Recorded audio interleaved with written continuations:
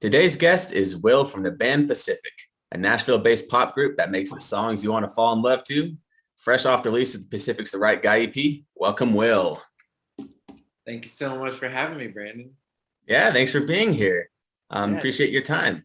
So let's start back at the beginning for you. Where were you born and raised, and how did music first come into your life? Let's see. I was born and raised. I guess I wasn't born, but I was raised in Tyler, Texas, which is like a small, medium-sized town about an hour and a half from Dallas.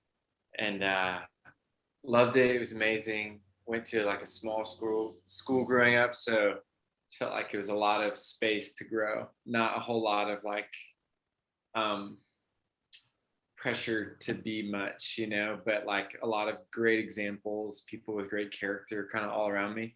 And kind of a little music. Like we had some metal bands that were popular in my town. Random musicians would retire there.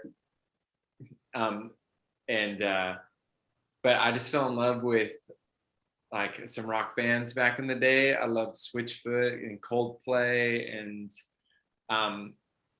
my older brother actually was a musician before I was, and I just kind of wanted to be him and do everything he did. So started to play guitar, and then after listening to bands like the two I mentioned, was like, I think I want to write songs. And so toward the end of high school, I started writing songs. I finished high school a little early, and then moved to Nashville to go to school.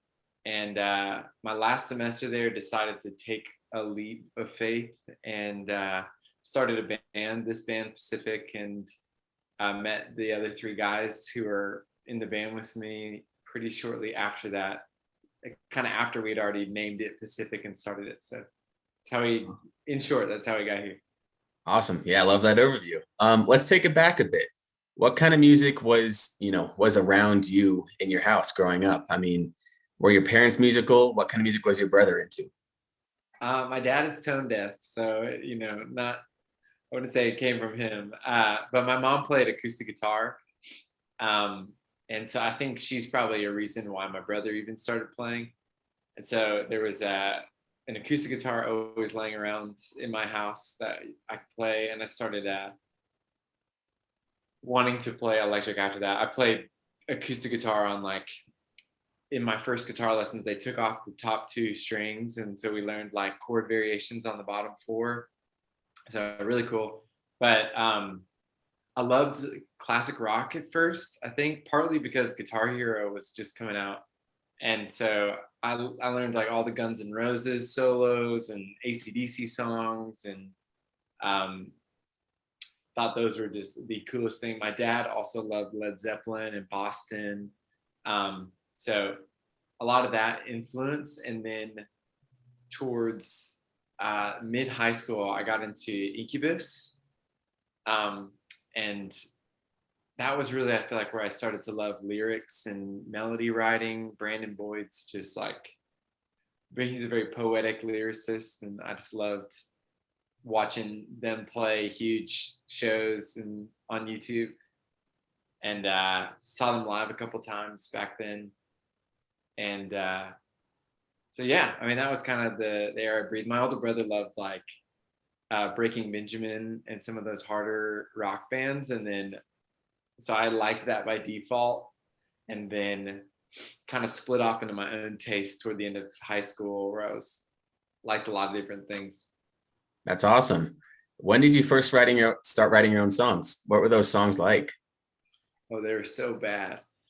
I was probably like between 16 and 17 years old, and I don't even know where it came from. I just started to try and write songs. I was probably the most emotional of my family members, and I loved John Foreman, the singer of Switchfoot, and the way he wrote songs. So my early songs sounded a lot like his stuff, and he still is a big reason as to like the heartbeat behind why I'm a musician. But yeah, those early songs are not ones you want to hear, I will say. That's awesome. Yeah, it's interesting how we sometimes look back as artists, like early stuff, we're embarrassed about it, but they're so important to who we are going forward and like what we learn from those. Absolutely. Well said. I think that's awesome. Yeah, thanks. So, so yeah, did you perform at all ever before going to Nashville, or is Nashville like your first time ever getting into that sphere of music? Yeah, I did perform a little bit. Like I was in a lot of our fine arts in school. So I was in like our drum line and jazz band, orchestra, and our choir. So I was kind of doing a lot of performing. But it wasn't necessarily the rock like or pop stage presence kind of performing, you know. Um, that came in a little bit. I was in a band with my older brother playing lead guitar, and so kind of got comfortable with the stage there. And then, but I feel like I really got to feel out what it was like being on stage, especially as like the main, like the singer, the songwriter, uh, being in a band in Nashville. I feel like there was a big learning curve for me as to like how to feel comfortable in front of people on stage. So Yeah, that's awesome. So yeah, you went to Nashville. What took you to Nashville? Like, what made you want to choose going to school there? I assume it was Belmont. Is that correct? yeah, I went to Belmont. Uh, You know, I didn't even study music. A lot of people think I did, but I studied theology and like creative arts at Belmont, and basically was like a philosophy English major, and so read a lot of books and had a lot of class conversation. That was basically all we did. It's like paid book club, and could because partly because I think I was pretty insecure about my songs and performing, and I didn't know what context I wanted to do it in. I didn't know. I always wanted to be in a band, but I just didn't find the people that I felt like it felt right with. And in my hometown, there was no one that really wanted to do the thing I wanted to do. None of my peers. They were all more athletic.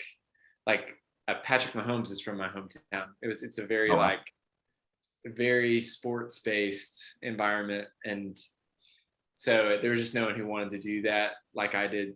So coming here, obviously there's so much more. I mean, almost too many people who could be in a band with you, but by God's grace was able to find some guys that I really clicked with and like felt like we connected on a really deep level, and they're who are in this band with me now. Yeah, it's so cool. Yeah. Oh, So and to answer your question, my sister lived here, and Belmont was like the only school I applied to. So I just pretty simple to me. Yeah. really interesting. Yeah, so it's interesting how you went there to not study music. I think that's different than a lot of other musicians who end up going to Belmont. I've heard from some musicians that, the thing that got out of Belmont was the musical connections. Like everybody there plays an instrument. Was that the same case in those courses you were taking? Or is there actually like a part of Belmont that isn't musical in a way? That's a good question. Yeah. There there's definitely parts that aren't musical. Some, I mean, it's also big in nursing and like medical stuff.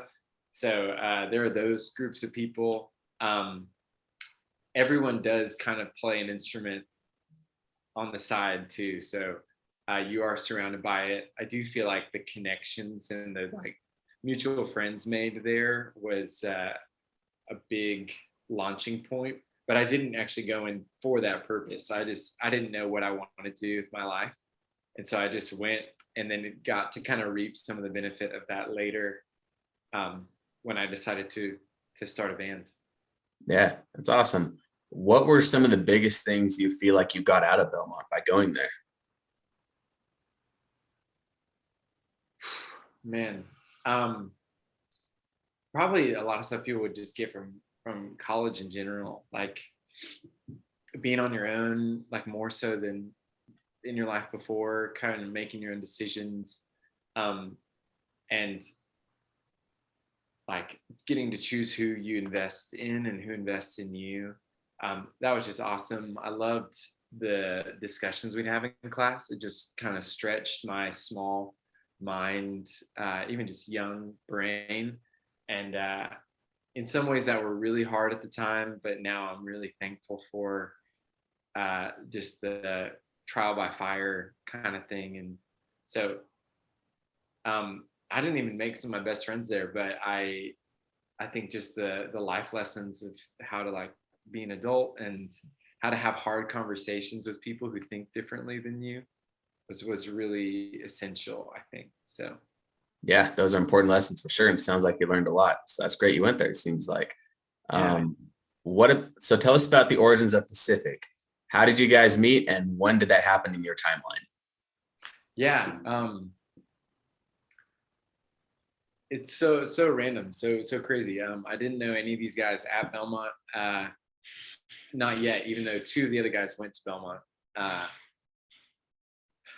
I kind of decided on a leap of faith, like I said, that I had these like probably 4 or 5 songs that I was like, I'd written hundreds at that point, but I was like, maybe I could record these 4 or 5 and uh, see what happens. And so my brother started to get into music production, and so we recorded them together in my bedroom, and then released them under the name Pacific, and then just tried to get together like a first show. We rented out an art gallery in East Nashville, and got the word out, and like nearly 200 people came, and it was just like a really, really fun night. Probably would be on Mixlo if that was a thing then. Yeah.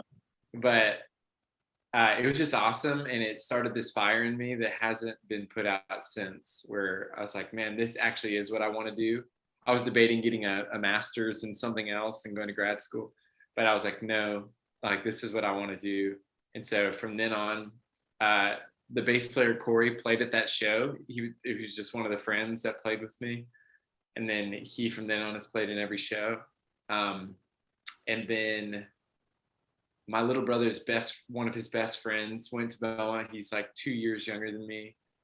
Well, I guess he was the last one to join. The third person to join was Nick, our drummer, and I had another friend that was going to go play a string of shows with us, and he had to drop out last minute. And I had met Nick like through church and mutual friends, and so I asked if he'd be willing to come with us on these shows, and we just clicked as friends really easily. And after it all, me, Corey, and Nick sat down and were like, I kind of laid it out for them. I was like, I want to do this as big as it could get. I love doing this, and I want to chase it as far as it can go. And they were both, kind of to my surprise, they were both like, us too, like, let's go and do that. So we kind of, us three started the band, and then Nathaniel, the keys player, I met him, started to fall in love with his personality. He came and played a couple shows with us as a keys guy, and then pretty shortly after was just like, you want to do this with us long term? And then it kind of felt like we were complete. That's awesome. Yeah, it sounds like you guys have a good thing going, and that's a cool origin story to hear. So, how did your sound change once you got more band members involved in the band? I mean, it sounds like you were playing guitar all the way up through that. Did you still have the kind of that pop sound before the other guys came on, or what was the evolution? That's a great question. I think our journey has been one of like figuring out what it is we want to be and sound like, and having the permission to do that, because we're still nobodies, and figuring out who we are. So even before the guys were in the band and since they've joined the band, we've changed so much with every release, trying to get better and better, as well as explore different styles, because we like a lot of different styles. So like our newest EP that's coming out right now, actually officially comes out on Friday, is kind of a big example of that. Like, you'll hear the first song is like a big rock song, kind of pop anthem. Then you'll get into like throwback 2000s vibes, and even a hip hop kind of song. So we're still exploring what it means to be Pacific, but we know that it means something to like be authentic and true, something about living your best life, and not being afraid to chase dreams. So Yeah, that's awesome. I guess the hope and the message then even about the genre and stuff. Interesting. That's really cool to hear. Yeah. So would you say that you guys are getting close to like, so I know a lot of bands, their strategy is to release singles, not only because singles are easier to push out and are popular, but because it helps them, find easy, shorter segments to work their sound through and like discover who they are. Do you Yeah, guys feel like you'd be prepared soon to release a full album based on the sound you're in now, or do you feel like you still have some growth to be able to make first? yeah, that's a good question too. What's funny is like the thing we're about to release is 7 songs, and it's like it's about as close as an album, close to an album as you can get without calling it an album. Um, and so we've had enough songs to call it an album for a long time, but I just always felt like an album, especially nowadays, is a really sacred thing, and Yeah. that like you kind of need to have people who are going to listen to it, and give it the attention it deserves to release it. So we've been doing singles so that we can kind of figure out who we are before, because when you release an album, it's not like you're bound to that forever, but it is saying like, here's who we want to be, and we're sticking with this for right now. And I feel like we've just been kind of waiting for when that feels right to do. So Yeah, absolutely. I mean, you think of Coldplay. I mean, Coldplay, their first album was light and day difference between then and now, you oh, know. oh my gosh, yeah. Every album, but the first especially, like sad emo rock, yeah, kind of depressing kind of stuff. And Yeah. now, And even their like EPs before the first album, those were different than the first album. So it's crazy the amount of growth bands have to go through at first to be able to just get to that point where, for Coldplay was hitting clocks. And I think that's where they kind of discovered more of who they wanted to be. But I think there is a process for each band to have to go through to get there. absolutely, I totally agree with that, and that's exactly why we're doing it. It's like I heard a quote in a book once called "Steal Like an Artist," which is an amazing book, um, about making the most of obscurity. And because whenever you're known for something, to break off of that something it's more dramatic, and it's not bad at all. It's sometimes like the best thing you can do. But in obscurity, you like have the permission to try out a bunch of things. And if one of those things works better than the other, you get to learn and be like, oh, maybe we can do this thing. But you're not defined by any one of those things. So Yeah. like the role play thing, we've been trying to kind of give ourselves permission to do that. That's a great point. I mean, and sometimes it's like it's almost as bad as to say you don't want to take off too early before you know who you are, because you don't want to be stuck in the wrong foot that you're not going to be comfortable with in the long term. Amen. That's exactly what we'd say. Is it's about the long game, not the short like one hit wonder game. Yeah, that's awesome. So what's your writing process like now that you have the band? I mean, do you lead the songs? Do the others pitch in? How does that go?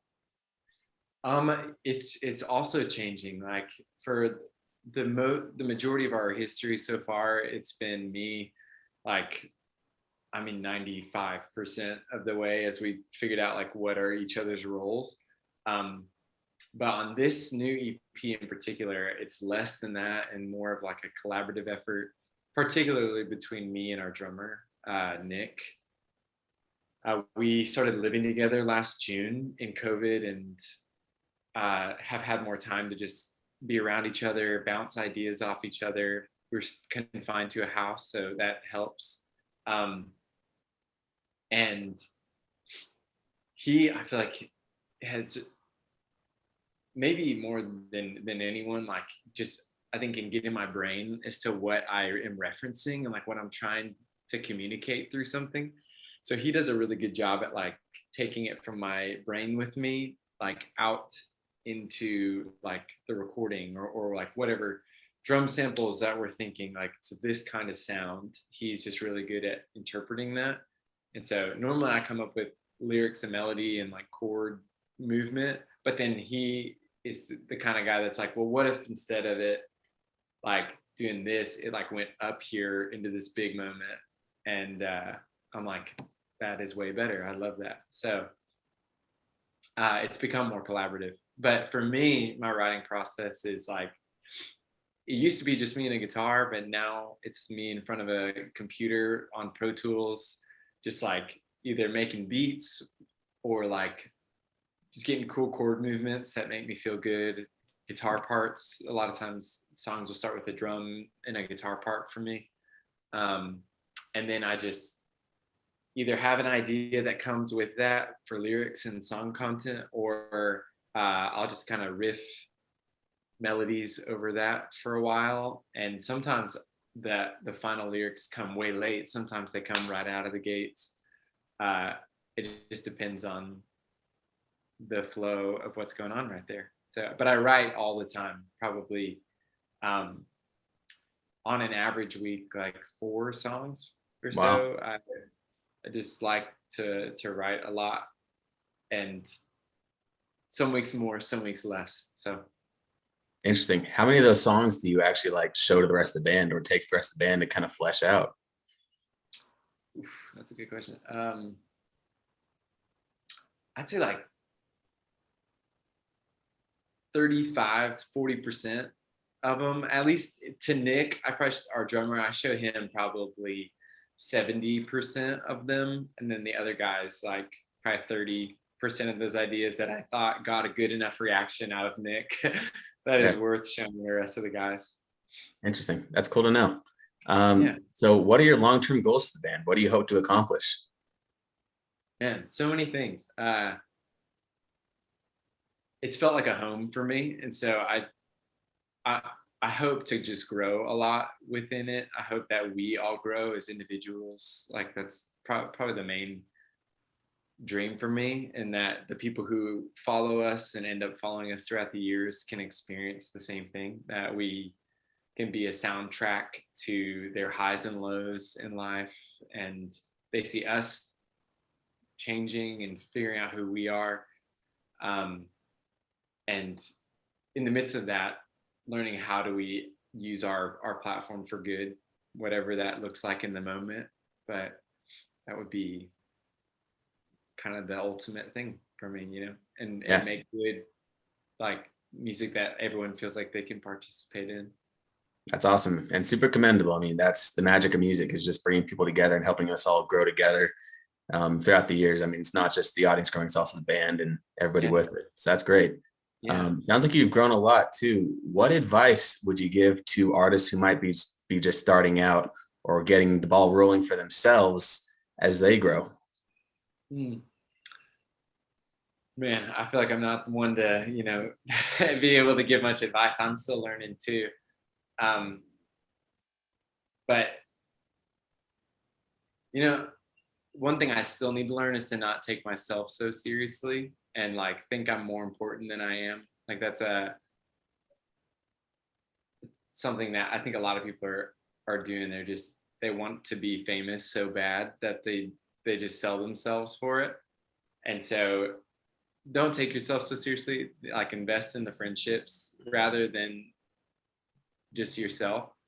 Um, and then just keep going. If you believe in it and you know it's what you're supposed to be doing, it doesn't matter if 10 people are listening or a million people are listening, but you just keep doing what you know to do, and it's Yeah, going to work out. totally agree. And that's great advice. So yeah, you brushed on it a little bit or on a bit of it so far, but what are you excited for that's coming up now? Do you have any shows, any releases? What's coming up for you guys? Yeah, dude, I'm excited about a lot. I'm excited that the world is opening back up because it means shows can happen again. We have one this Saturday in Nashville that is a drive-in show. Um, that I'm so excited about. It'll be our first show back in a year. Gonna be awesome. We play like a 10 o'clock set in front of a bunch of cars, and I've never done that in my life, so I'm so excited. And playing almost entirely new songs. Besides that, we have like probably 10 shows coming up in May that are a mixture of like outdoor shows and house shows. And then all across the eastern part of the US. And then on, like I said earlier, on this Friday, we're releasing our EP, I Love You, I'm Sorry, which will be 7 songs, um, all centered around relationships and like the good parts, the bad parts, the like sparkly, like happy feeling parts, all the parts that you could think of in 7 songs. So, and that's kind of inspired by all 4 of us have gotten into relationships within the last 2 years, but two of us got into them during COVID, and I write a lot of songs about relationships. So I was like, it seems like a good time for us to wrap it all together, since we're all experiencing this firsthand. So yeah. Yeah, that's awesome. That's great insight to what the EP is and where it came from. So I appreciate that.